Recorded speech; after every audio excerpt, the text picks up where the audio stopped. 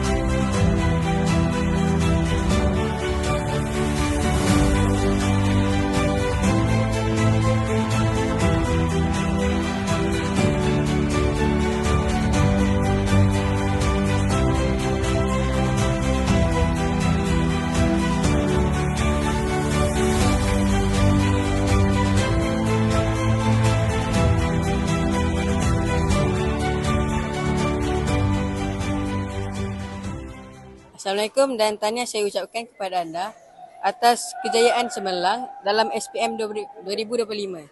Boleh perkenalkan diri? Nama saya Daing Muhammad Fatur Rahman bin Azmi. Saya mengambil aliran Sains Tulen. Berapakah keputusan yang anda perolehi? Saya mendapatkan 7A dalam peperiksaan SPM 2025. Hebat. Apakah rahsia kejayaan anda sehingga mencapai keputusan tersebut? Rahsia kejayaan saya ialah saya konsisten setiap hari mengulang kaji. Selain itu saya juga belajar untuk bahagikan masa saya untuk menyiapkan kerja sekolah dan melakukan ulang kaji setiap hari. Pada masa yang sama, kita sebagai anak-anak kita perlu sentiasa menghormati ibu bapa kita supaya kita mendapat berkat daripada mereka lah. Itu saja. Terima kasih. Terima kasih. Demikianlah tadi liputan Majlis Kecemerlangan SPM 2025 yang berlangsung dengan penuh gilang gemilang. Tahniah diucapkan kepada semua murid yang telah berjaya mengharumkan nama sekolah dengan pencapaian cemerlang. Semoga kejayaan ini menjadi pemangkin untuk terus melakar kecemerlangan pada masa hadapan.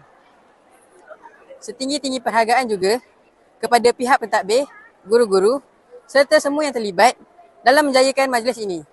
Saya, Muhammad Akmal Faris, mewakili TV PSS SMK Taman Bunga Raya 1, mengucapkan terima kasih kerana bersama kami. Sekian.